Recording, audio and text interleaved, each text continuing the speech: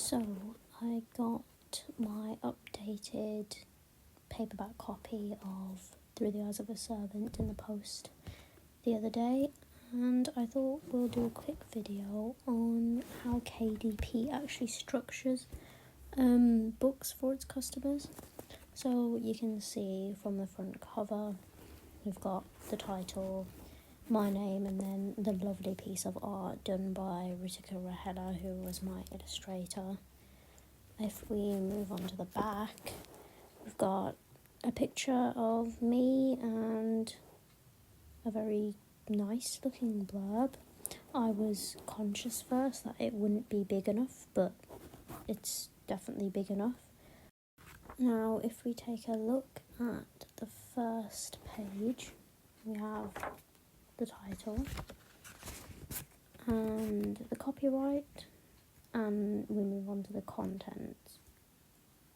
Now, it takes a while to count all the pages because you have to do this manually. KDP won't do this for you. You're going to have to count all your pages and add them in manually, but I managed to do that. We've got the preface, the foreword, and the acknowledgements. Now, KDP doesn't require you to do anything in a certain order. You just order it how you like.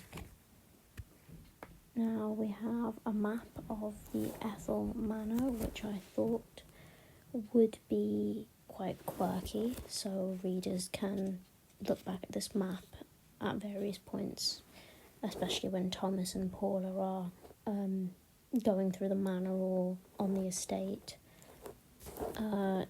So the floor plan was hand-drawn, and then we had to go over it in ink and get it printed in the book. So it was a lot of effort, but I really liked the way that it turned out. So I'll probably do a separate video where I'll perhaps read chapter 1 or 2, just in a short video so readers can get an idea of kind of the foundations of the story before purchasing a copy for themselves. So I'll just skip past all the chapters.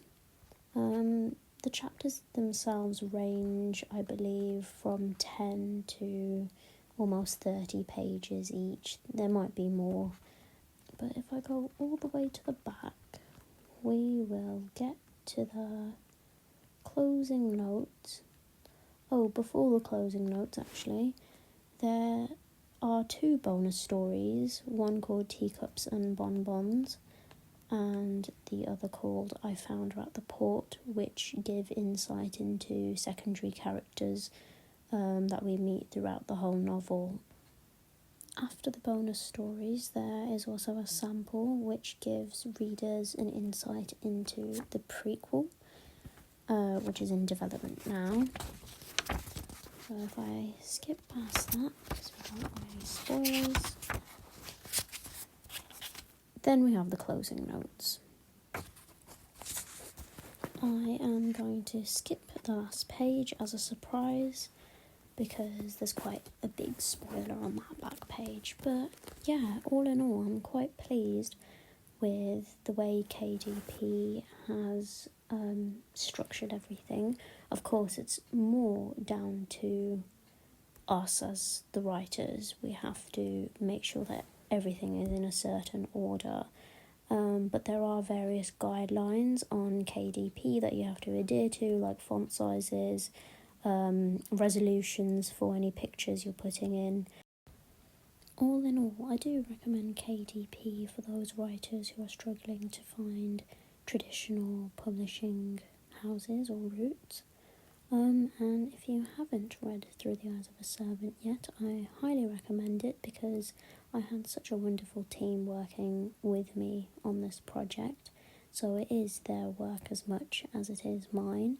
It is a very nice story if you like the Victorian era or simply want to know more about what life was like for a servant. And on that note, I think we'll leave it there until the next video. Happy reading!